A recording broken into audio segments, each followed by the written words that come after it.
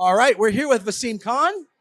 Baz, thanks for joining us, taking a few minutes out of your book party experience. How are you finding book party so far? Well, this is my first year at this event. Okay. I mean, it's enormous fun. Right. I've never been to anything like this before. You know, I do Okay. a lot of festivals, a lot of events, but nothing quite as full on. It's 360. Right. You turn around and there's somebody else who It's to incredible, talk to. right? So it's amazing. I made 5 friends just standing in the queue. Okay, that's amazing, right?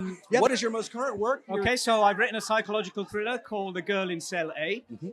It's set in small town America, and the protagonist is a 17-year-old who is convicted of murdering the heir to the dynasty, the ruthless dynasty that runs this town. Okay. She claims she didn't do it. She claims she can't remember what happened on that day, but she's sent away to prison. And then 18 years later, she returns to the small town to try and figure out exactly what happened.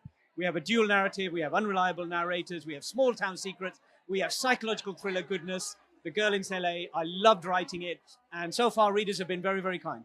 Very cool. I'm guessing you didn't grow up in small town America. I did not know. Yes. I had to spend a lot of time wandering around. The book is set just below the Mason-Dixon line, so Okay. not quite deep south. Right. Shallow south, as a friend of mine put it. I think that's about right. And one of the amazing things was that as I was wandering around these small towns, how hospitable people were, how welcoming they were when I told them my project, and how willing to share their lives, many of which ended up reflected in the book. That is really cool. Yep. I'm glad. It's amazing that people in the town had a great experience with you, and you had a great experience likewise as well researching. I ate my first po' boy. Oh. So, are you a po' boy fan, Stubb? Yes, I There you am. go. So I Yes. had my first po' boy.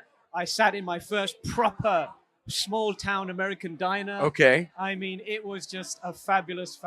I'll tell you the funniest story was I walked into a library. Okay. This tiny library in a tiny town of about 3,000 or 2,000 people. And I've got more people living in my street in London than this town. Right. I walked into this library. It was empty except for 2 older women behind the counter. And, you know, I thought, okay, what am I going to say to these women? They've probably never seen anyone like me walk into this library.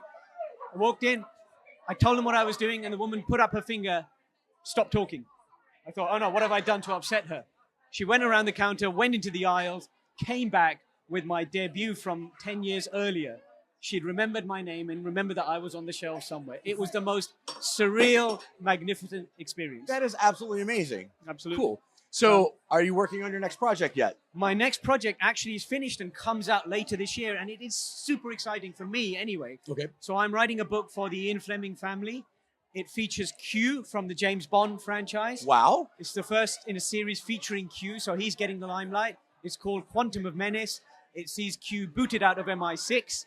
He goes to his small hometown to solve the mysterious death of his childhood friend, who's a quantum computer scientist, hence Quantum of Menace. Wow, that's very exciting. Comes out in October. Okay. Available for pre-order. It's going to be huge, I hope, because Q is a beloved character. Absolutely. But we don't know a lot about him because he only had small roles in the films and he never was featured in the books very much. So I've been able to create Q from scratch.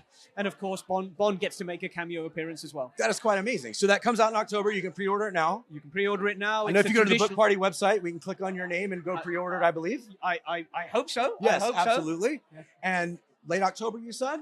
In October? In October. So- So it's for people who love traditional mysteries, because it's not a spy novel. It's not Q with a rocket launcher because he's not Bond. Right. But if you like a good puzzle, if you like good characterization, and you just like a book that's going to transport you to this small town where lots of things are happening below the surface. Right. Awesome.